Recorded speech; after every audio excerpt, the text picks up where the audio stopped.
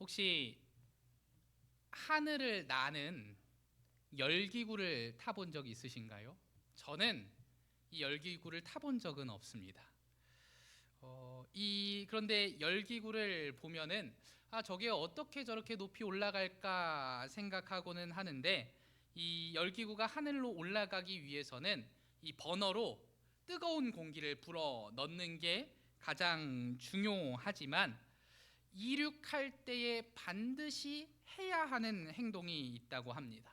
바로 이 열기구 바구니에 매달려 있는 이 무거운 모래주머니를 밖에 내던지고 떨어뜨려야, 그러니까 이 무언가 무게가 있어서 이 열기구가 바닥에 붙어 있을 수 있도록 더 멀리 날아가지 못하도록 하는 그것을 떨어뜨려야, 그것을 밖으로 버려내야 더 높은 곳으로 날아갈 수 있다는 것이죠.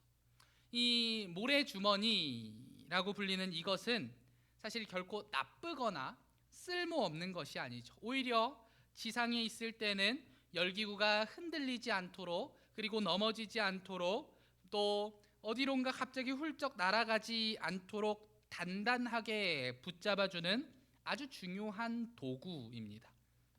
그러나 열기구가 더 높은 곳을 향해서 비행을 시작하고, 또 거대한 산맥을 넘어 목적지를 향해 날아가려면 이 조종하는 사람은 자신이 싣고 있던 이 무거운 모래 주머니들을 과감하게 끊어버리고 과감하게 버릴 수 있어야 한다는 거죠.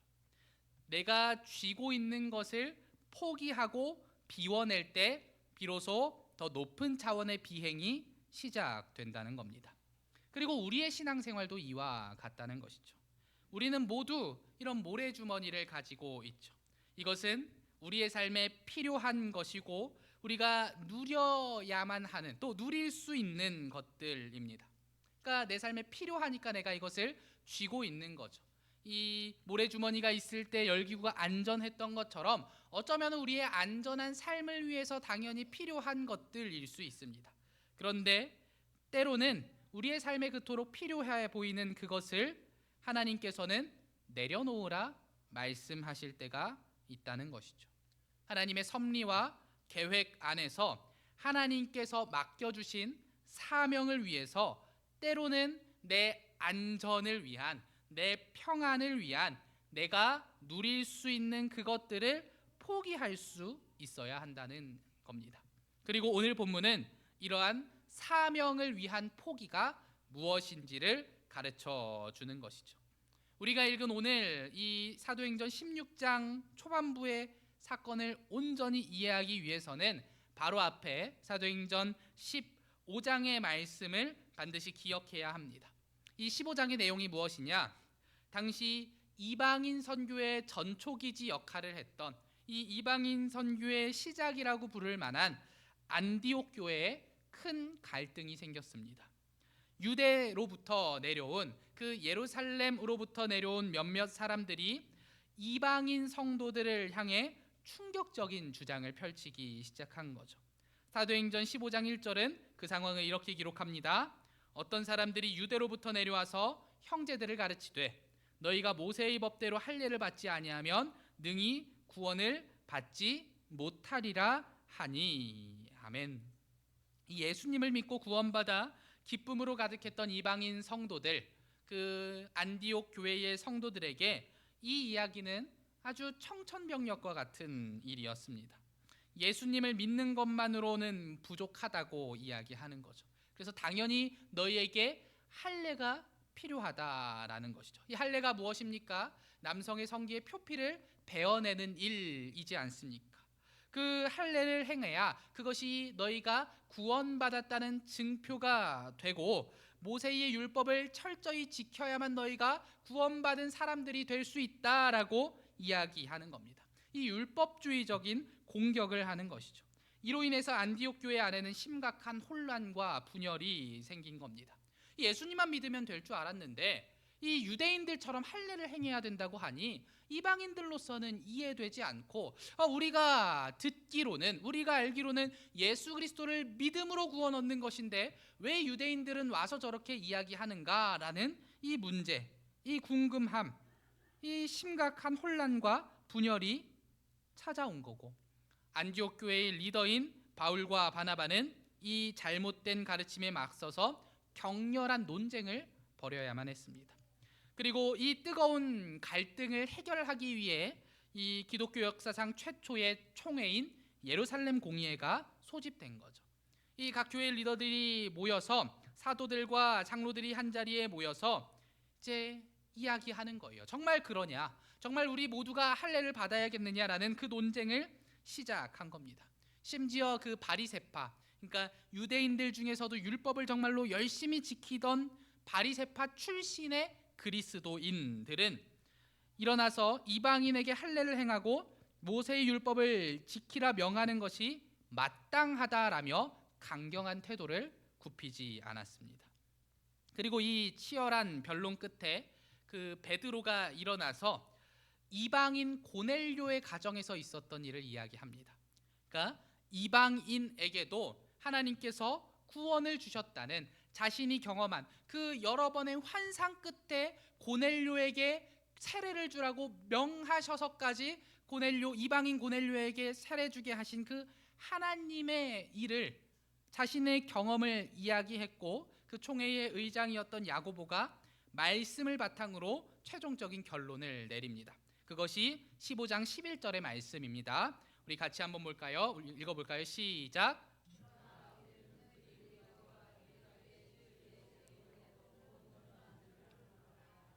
아멘. 무엇입니까? 확실하게 이야기한 겁니다. 할례가 구원의 방편이 아니다. 율법이 구원의 방편이 아니다. 오로지 주 예수를 믿는 그 믿음만이, 예수님께서 은혜로 주시는 그것만이 우리를 구원에 이르게 한다라고 그 복음의 본질을 확고하게 사수해낸 거죠.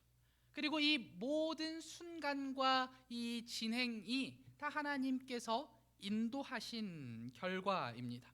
그리고 이 위대한 이 예루살렘 공의의 결과 덕분에 이방인들은 할례라는 부담 없이 온전히 주님 안에서의 자유를 누릴 수 있게 된 것이죠. 그리고 오늘 우리가 함께 본 이 사도행전 16장의 본문은 바로 이 자유를 누리기 시작한 시점에서부터 시작합니다. 이 위대한 자유의 소식을 품고 사도 바울은 다시 2차 전도 여행을 떠납니다. 얼마나 마음이 가벼웠겠어요. 큰 문제를 해결하고 교회가 하나를 이루고 또 이방인 선교에 얼마나 도움이 될 만한 이야기예요. 이것이 통과되지 않았다면, 이것이 결정되지 않았다면 가서 당신들 할례 받아야 됩니다라고 말해야겠죠.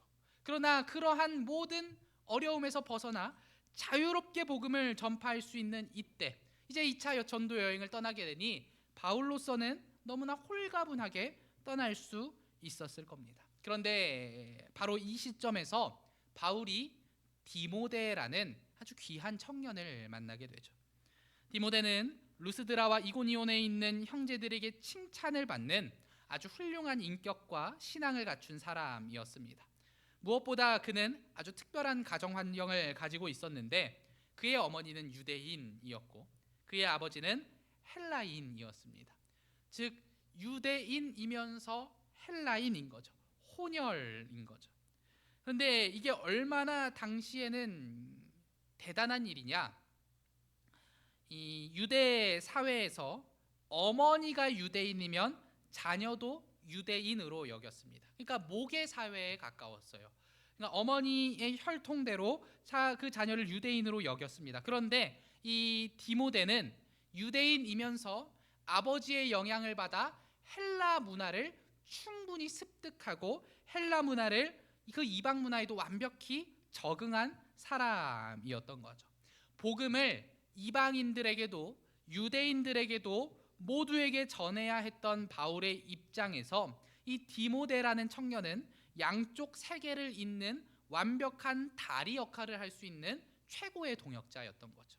바울 입장에서 너무나 고마운 청년인 겁니다. 그런데 더욱 중요한 것은 디모데는 방금 전 예루살렘 회의의 결정에 따라 율법으로부터 완전한 자유를 누리는 상태였다는 거죠. 할례 받지 않아도 되는 그 엄청난 자유를 누리게 되었기에 이제 마음껏 디모데와 바울이 동행하며 복음을 전하면 되는 상황입니다. 이제 그러니 디모데도 너무나 기쁘게 바울의 전도 여행에 동참할 수 있는 상황이죠. 그런데 이 바울과 함께 그 위대한 길을 떠나기 직전 3절에 아주 충격적인 소식이 전해집니다. 우리 3절을 같이 읽어볼까요? 시작.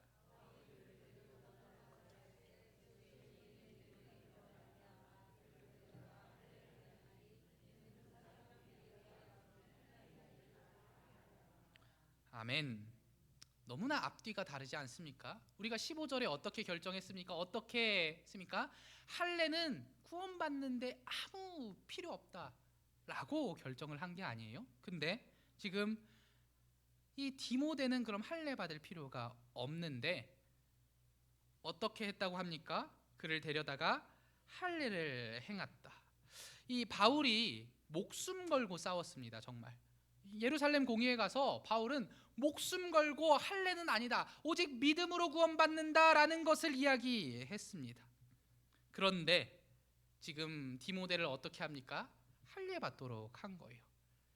이 바울이 미치지 않고서야 앞뒤가 완전히 다른 사람이 되어버린 거죠.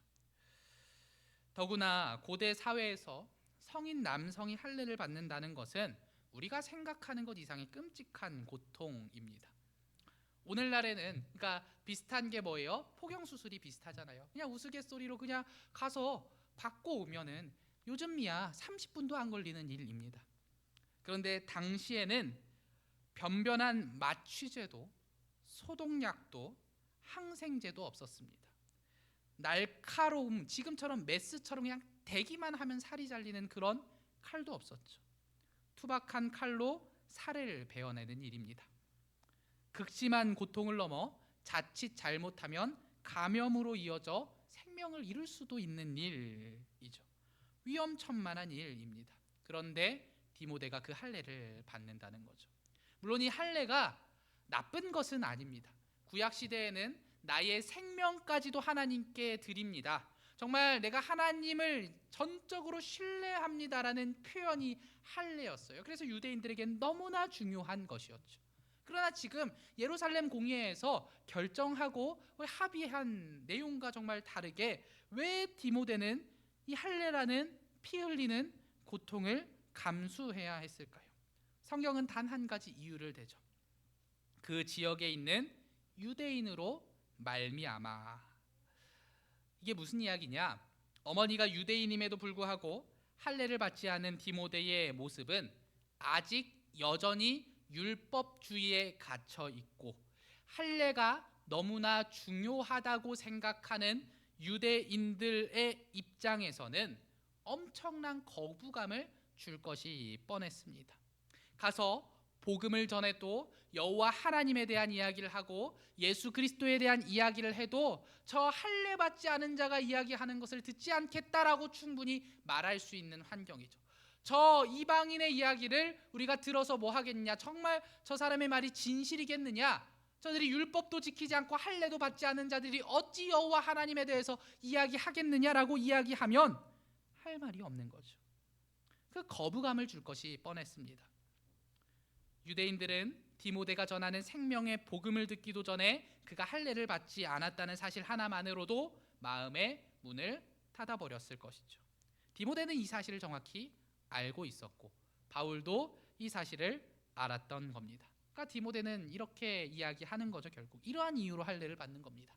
내가 할례를 받지 않을 완벽한 이유와 자유가 있지만 그러나 이 나의 정당한 자유가 저 유대인들이 복음을 듣는데 걸림돌이 된다면 나는 기꺼이 내 몸을 찢고 고통을 감수하겠다라는 결단이었던 거죠. 예수 그리스도께서 우리를 구원하시기 위해 그 몸이 찢기셨던 것처럼 디모데도 유대인들에게 복음을 듣고 구원에 이르게 하기 위해서 자기의 몸을 찢는 고통 정도는 감수하겠다고, 즉 예수님께서 가신 그 길을 나도 따라가겠다고 이야기하는 것입니다. 생명을 구원하는 사명을 위해 자신이 마땅히 누릴 수 있는 정당한 권리와 자유라는 모래주머니를 과감히 내던져 버렸던 것이죠. 오늘날 우리가 살아가는 이 현대 사회를 지배하는 가장 강력한 우상이 무엇일까 생각해 보면 저는 그 수많은 우상 중에서도 나의 이익이라는 우상이라고 생각합니다. 내 유익, 내 이익이 너무나 큰 우상이 된다는 얘기죠. 절대 손해보지 마라. 내 이익을 철저하게 챙겨라. 단 1%도 부당하게 손해보고 싶지 않다는 철저한 이기심과 계산법이 온 세상을 지배하고 있습니다. 그렇지 않습니까? 우리 계속해서 최근 거의 한 달간을 뉴스를 계속 도배했던 소식이 있었어요. 무엇이냐? 삼성전자의 파업 소식이었죠. 저는 사실 무엇이 옳고 그른지는 모르겠습니다. 하지만 그들이 철저하게 그 파업의 마지막 그 곧 다가온 순간까지 대립했던 이유는 알고 있습니다. 조금 더 우리 측의 이익을 챙겨야겠다. 우리가 이익을 누려야겠다. 누가 이익을 누리는 것이 옳은지는 저로서는 알 수 없어요. 저는 그런 노동 문제, 그런 그 삼성전자의 문제에 있어서 전문가가 아니거든요. 그것은 모르겠지만 그들의 마음 속에는 무엇이 있었을까요? 내 이익을 더 챙겨야 한다. 이것을 더 누려야 한다. 물론 그만큼 일했을 수도 있고 회사 입장에서는 또 그만큼 더 미래를 위해 투자해야 된다는 이유일 수 있겠지만 어찌 되었든 우리가 더 가지고 누려야 한다는 이유 때문에 그렇게 철저하게 서로 이야기하며 논쟁을 했던 것 아니겠습니까? 이것이 대변하는 것, 이것이 오늘날 보여주는 것이 무엇입니까?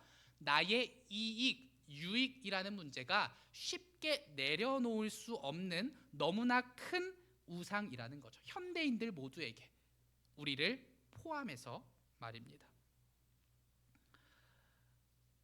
이러한 이기심과 계산법이 온 세상을 지배하고 있습니다. 이런 세상의 날선 기준으로 볼 때 이 디모데의 생각과 판단은 어떻습니까? 굳이 안 받아도 되는 할례의 고통을 짊어지고 자기 이익을 내어버린 디모데의 선택은 어쩌면 오늘날에 이렇게 가져와서 본다면 너무나 미련하고 바보 같은 짓으로 보일 겁니다. 그러나 여러분, 복음의 위대한 능력은 나의 이익을 움켜쥘 때가 아니라 나의 이익을 기꺼이 포기할 때 폭발적으로 나타납니다. 내가 내 이익을 쥐고 내가 어떻게든 이 이익을 가지고 살아가겠다 생각할 때 복음의 능력이 나타나기보다 복음의 능력은 내 이익을 내려놓을 때 나타난다는 것이죠. 사도 바울은 고린도전서 8장 9절을 통해 이야기합니다. 그런즉 너희의 자유가 믿음이 약한 자들에게 걸려 넘어지게 하는 것이 되지 않도록 조심하라. 아멘. 내가 아무리 정당하게 누릴 수 있는 유익이 있고 편안함이 있다 할지라도 그것이 누군가의 영혼을 살리는 데 방해가 된다면 마땅히 그 이익을 내려놓으라는 것입니다. 그래서 바울이 무엇을 이야기합니까? 그 이방인이 제사했던, 그 이방인들이 제사 지냈던 그 고기, 음식을 먹는 것이 나에게는 너무나 가능하나 내가 먹음으로 인해서, 이 제사 음식을 먹음으로 인해서 누군가가 그것으로 인해 마음 상한다면 나는 기꺼이 이것을 먹지 않겠다라고 이야기하는 거죠. 그 제사 음식에 문제가 있다고 이야기하는 것이 아닙니다. 그리고 내가 그것을 못 먹는다고 이야기하는 것도 아닙니다. 나는 그 하나님께서 이 땅에 허락하신 그 음식을 먹을 수 있다. 그러나 이 나의 먹음이 누군가의 믿음에 방해가 된다면 난 기꺼이 이 먹음을, 유익을 포기하겠다라고 바울이 이야기하는 것이죠. 진정한 신앙의 성숙과 복음의 능력은 내가 얼마나 많은 이익을 얻어내느냐로 증명되지 않습니다. 오히려 하나님의 사명과 이웃의 구원을 위해 내가 누릴 수 있는 이익을 얼마나 기쁘게 손해볼 수 있느냐에 달려 있는 것이죠. 내 이익을 포기하는 것은 단순한 손실이나 억울함이 아닙니다. 그것은 굳게 닫힌 영혼의 문을 열 수 있는, 생명을 살려낼 수 있는 가장 강력한 무기가 되는 것이죠. 그래서 우리는 이 위대한 포기의 능력을 경험할 수 있어야 합니다. 내려놓음의 능력을 경험할 수 있어야 합니다. 꽉 쥐고서 내가 이거 쥐고서 나 이만큼 누리면서 살겠다, 그리고 이거 절대로 내 것이니까 포기하지 않겠다라고 이야기하는 것이 아니라 내가 이것을 가질 자유와 내게 정당한 권리가 있더라도 이것을 복음을 위해서, 다른 이들을 위해서, 그들의 생명을 구원하기 위해서 기꺼이 포기하겠다는 그 결단이 우리에게 필요한 것이고, 왜 우리가 그렇게 해야 됩니까? 이 위대한 포기의 능력을 가장 먼저 보여주신 분이 바로 예수 그리스도이시기 때문입니다. 예수님은 하나님이시며 온 땅의 주인으로서 모든 유익과 영광을 누릴 수 있는 분이신데, 우리를 죄와 사망에서 건져내시겠다는 그 사명을 위해서 예수님은 자신의 모든 안위와 하늘 보좌의 유익을 철저하게 포기하시고 종의 형체를 입으시고 자기를 철저히 비워 십자가에서 그 몸이 찢겨 죽기까지 복종하셨습니다. 모든 유익을 내려놓으셨습니다. 왜요? 우리의 구원을 위해서. 만약에 예수님께서 십자가 위에서 나는 죄가 없으니 이 고통을 당해 손해볼 이유가 없다라고 말씀하셨다면, 나는 여기서 십자가 지지 않을 거다, 나는 그냥 피 흘리지 않을 거다라고 말씀하셨다면 우리의 구원이 있을 수 있겠습니까? 예수님의 희생과 포기로 인해 우리가 구원을 받았고, 마찬가지라는 거죠. 우리의 어떤 유익의 포기와 희생이 있을 때 우리 주변의 사람들을 향해 복음을 이야기하고 구원할 수 있다는 겁니다. 그리고 디모데는 그것을 알았기에 나의 살을 찢는 그 고통을 내가 감내하겠다라고 이야기하는 거죠. 자신이 할례를 받았을 때 자신의 이야기를 들어줄 수 있는 유대인들을 알고 있기에, 그 유대인들이 자신의 이야기에 들어줄 것을, 그 복음에 대해서 충분히 공감하고 들어줄 것을 알고 있기에 디모데는 할례를 감내해낸 것입니다.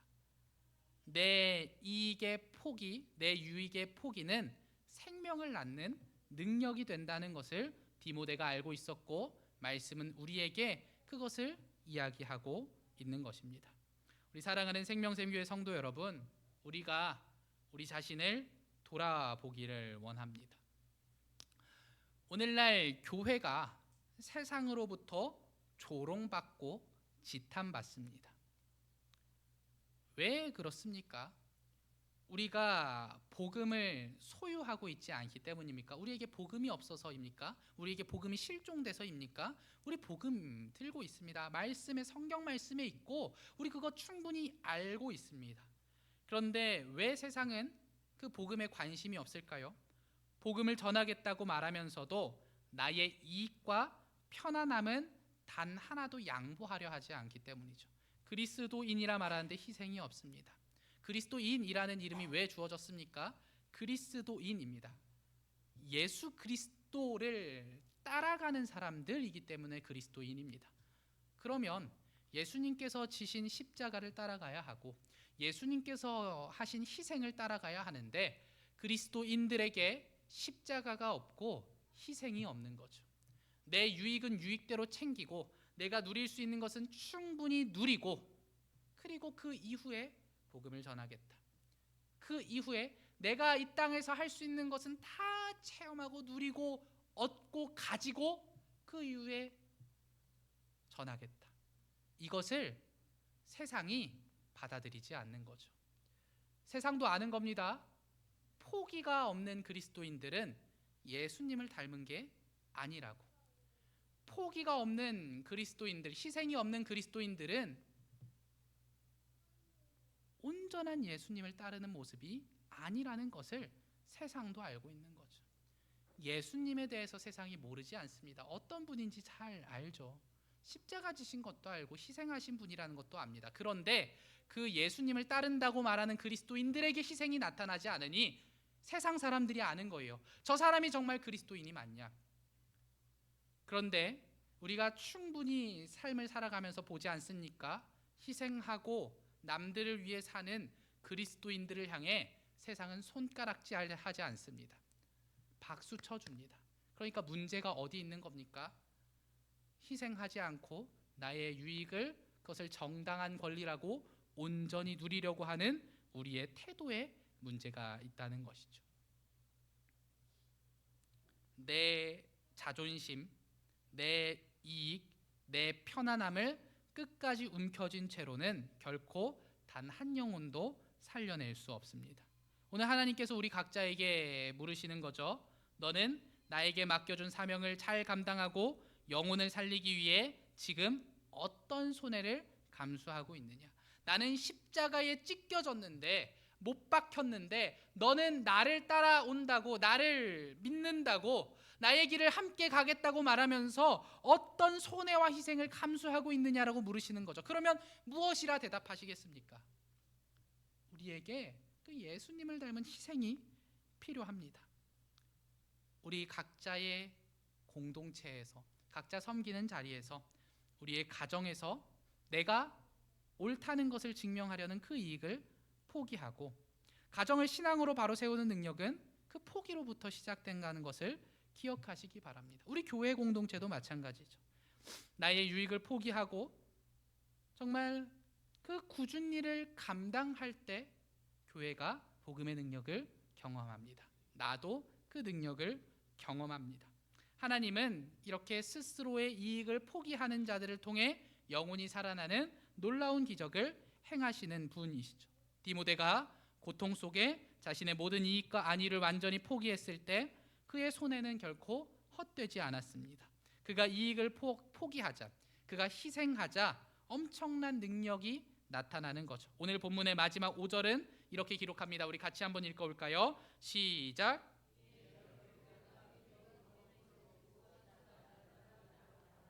아멘.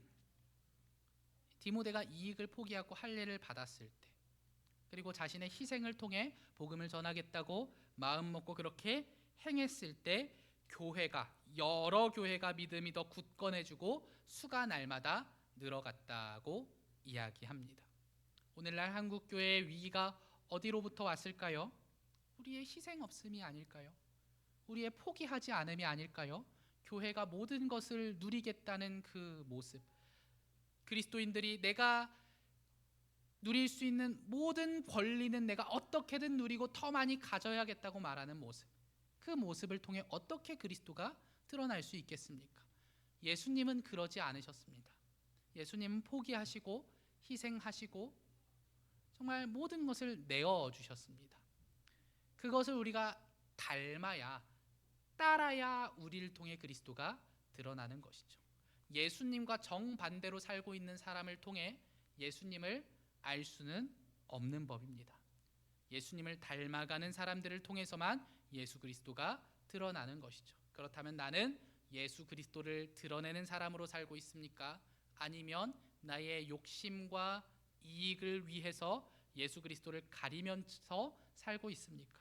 나는 그것을 알고 있습니다. 이번 한 주간 우리가 우리의 삶의 자리로 나아갈 때 세상 사람들처럼 내 이익을 계산하고 챙기기에 급급한 삶을 넘어가시기 바랍니다. 그러한 모습을 넘어서 영혼을 구원하고 교회를 세우는 사명을 위해 기꺼이 내 유익을 포기하고 손해를 감당하시는 능력의 성도님들이 되시기를 바랍니다. 능력이 어디서 나타납니까? 나를 비워냄, 나를 포기함, 나를 희생함에서 능력이 나타납니다. 분명히 그러합니다. 희생할 때 능력이 나타납니다. 경험해 보지 못하셨으면 결단하시고 행동해 보세요. 내가 희생할 때 능력이 나타납니다. 그것이 예수님께서 이 세상에 주시는 하나의 법칙이고 예수님께서 그리스도인에게 허락하시는 능력입니다. 세상은 그것을 거부할 겁니다. 내가 많이 가져야 능력이 나타난다고 이야기하겠지만 예수님은 우리를 비워내고 우리를 희생할 때 그 비워진 자리에, 희생한 자리에 예수님의 능력을 채우십니다. 그러니 내가 아무리 가득 채워봐도 나의 능력 이상은 할 수 없고, 그리고 우리는 너무나 잘 알잖아요. 내 능력이 얼마나 보잘것없는지. 나는 압니다. 내가 아무리 열심히 하려고 나를 부풀리고 나를 이렇게 포장하려 해도 내 능력 정말 조그마하다는 것을 우리가 모두가 알지 않습니까? 그런데 오히려 나를 비워내고 거기에 예수님의 능력으로 채울 때, 채워주실 때 우리는 놀라운 능력을 경험케 되는 것입니다. 그러니 이번 한 주간 비워내시고 희생해 보세요. 분명히 하나님의 놀라운 능력이 임할 것입니다. 그러니 여러분이 감당하는 포기 위에 하나님께서 우리 교회를 더욱 굳건하게, 그리고 나를 더욱 굳건하게 세우시고 그 위대한 능력을 부어 주실 줄을 믿습니다. 그러니 내 이익을 내려놓음으로 생명의 능력을 경험하는 저와 우리 모든 성도님들이 되시기를 주님의 이름으로 축원합니다. 우리들 함께 기도하기 원합니다. 하나님, 우리가 이렇게 고백하고 말씀을 들었지만 나의 것을 내려놓고 희생하는 것이 너무나 어렵습니다. 주님, 내 것을 내려놓는 것이 나의 힘으로는 되지 않습니다. 그러니 주님, 내가 내려놓고 희생할 수 있도록 주께서 나를 붙잡아 주시고 인도하여 주시옵소서. 내게 희생할 때, 포기할 때 나타나는 그 놀라운 능력이 있기를 원합니다. 주여 하나님, 우리와 함께 해주시고 그 포기의 능력을 경험하는 우리 생명샘교회 되게 하여 주시옵소서. 우리 이 기도 제목 가지고 우리 결단하며 주님의 이름 부르며 나아갑니다. 주여 하나님, 우리들이 시간 결단하며 나아갑니다. 주님, 우리가 이 시간 주께서 붙들어 주시기에, 주께서 허락하여 주시기에 희생할 수 있음을 고백합니다. 주님, 내 힘으로, 내 능력으로, 내 마음으로, 내 욕심으로는 되지 않는 그 희생이 예수 그리스도를 기억하면서 예수님께 구할 때 내게 주어질 줄로 믿사오니 하나님, 그 희생할 때, 포기할 때 주시는 능력을 받아 누리게 하여 주시옵소서. 하나님, 나의 편안함과 이익을 포기하지 않고서는 하나님의 영광을 볼 수 없음을 믿사오니 우리가 그 기꺼이 손해보고 희생함으로 주님의 능력을 경험하는 한 사람 한 사람 되게 하여 주시고 우리 생명샘교회 되게 하여 주시옵소서. 우리의 일주일이 희생함으로, 포기함으로 경험하는 능력이 차고 넘치기를 원합니다. 주님, 함께하여 주시고 우리에게 그 은혜를 더하여 주시옵소서. 주님, 붙들어 주시기를 원합니다. 주시옵소서. 하나님, 감사합니다. 우리들 결단합니다. 내 힘으로는 포기할 수 없고 내 욕심으로는 내려놓을 수 없기에 하나님께 그 포기를 구합니다. 주님, 내가 희생할 수 있는 그 마음을 허락하여 주시고 우리가 희생할 때 하나님의 능력을 경험케 하여 주시옵소서. 우리 생명샘교회 모든 성도들이 그 능력을 경험하여 일상에서 생명을 살리는 그 놀라운 일들을 체험하기를 원하오니 주님, 함께하여 주시고 인도하여 주시옵소서. 예수님의 이름으로 기도합니다. 아멘.